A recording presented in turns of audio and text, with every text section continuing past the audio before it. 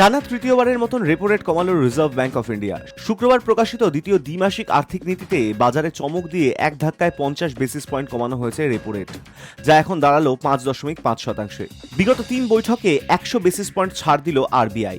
অর্থাৎ যেই হারে কেন্দ্রীয় ব্যাংক বাণিজ্যিক ব্যাংকগুলিকে ঋণ দেয় তা কমে দাঁড়ালো 6.5% থেকে 5.5%।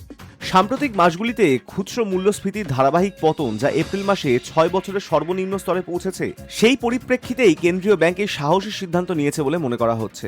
এই বৈঠকে 2025-26 আর্থিক বছরের জন্য প্রকৃত জিডিপি বৃদ্ধির পূর্বাভাস 6.5%-ই অপরিবর্তিত রাখা হয়েছে।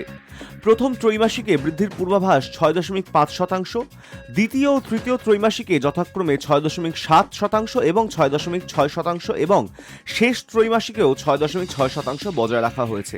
গভর্নর সঞ্জয় মালহোত্রা জানান, শিল্প খাত ধীরে ধীরে ঘুরে দাঁড়াচ্ছে, যদিও তার গতি এখনো অসম।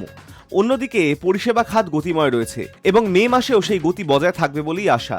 তবে তিনি একই সঙ্গে আন্তর্জাতিক বাণিজ্য নীতির অনিশ্চয়তা, ভূ রাজনৈতিক উত্তেজনা ও আবহাওয়া ঘনিষ্ঠ ঝুঁকির কথাও তুলে ধরেন, যা আগামী অর্থনীতিকে প্রভাবিত করতে পারে।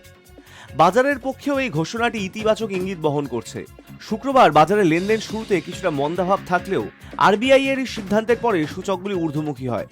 সেন্সেক্স 534 পয়েন্ট বেড়ে দিনের সর্বোচ্চ 81,975.79 পৌঁছয় এবং নিফটি 175 পয়েন্ট বেড়ে 24,925.95 গিয়ে ঠেকে।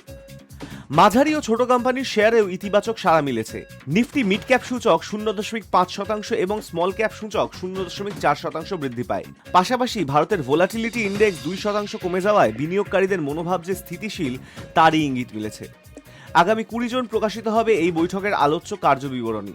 পরবর্তী এমপিসি বৈঠক 4 থেকে 6 আগস্ট নির্ধারিত হয়েছে। তখনই বোঝা যাবে কেন্দ্রীয় ব্যাংক ভবিষ্যতে আরও আর্থিক ছাড় দেবে নাকি রেপো রেট ধরে রাখার পথেই হাঁটবে। Hi News network.